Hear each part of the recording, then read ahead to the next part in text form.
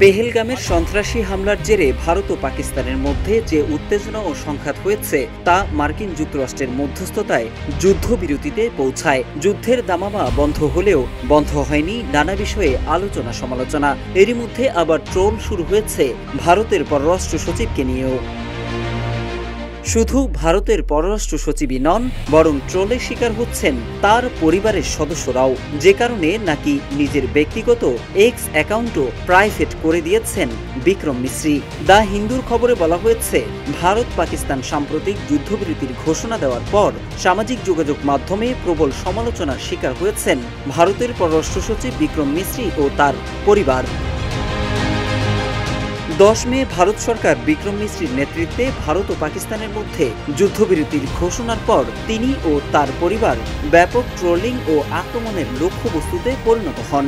এক পর্যায়ে পররাষ্ট্র সচিব বিক্রম মিশ্রি নিজের সোশ্যাল মিডিয়া অ্যাকাউন্ট এক্স ব্যক্তিগত করতে বাধ্য হয়েছেন।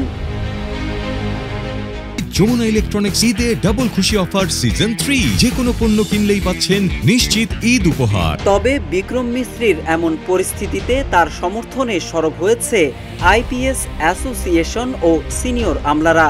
আইপিএস অ্যাসোসিয়েশন এক বিবৃতিতে জানায়, পররাষ্ট্র সচিব বিক্রম মিশ্রি ও তার পরিবারের সঙ্গে তারা সংহতি প্রকাশ করছেন।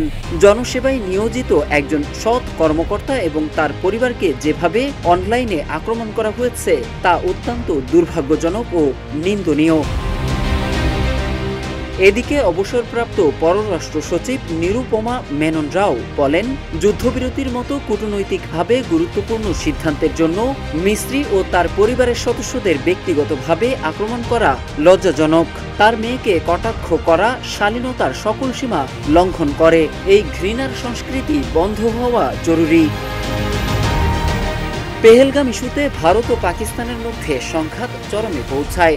দ্য হিন্দু জানায়, পাকিস্তানের সঙ্গে সংঘাত ইস্যুতে প্রেস ব্রিফিং ও কূটনৈতিক সমন্বয়ের দায়িত্ব পালন করেন ভারতের পররাষ্ট্র সচিব বিক্রম মিশ্রি। ফলস্বরূপ 10 মে দুই দেশের মধ্যে একটি যুদ্ধবিরতির ঘোষণা আসে। তবে এই শান্তিপূর্ণ উদ্যোগকেও বিকৃতভাবে উপস্থাপন করে অনলাইনে ট্রোল করা হচ্ছে বিক্রম মিশ্রি ও তার পরিবারের সদস্যদের। মোহাম্মদ সাইফুল ইসলাম, ইত্তেফাক।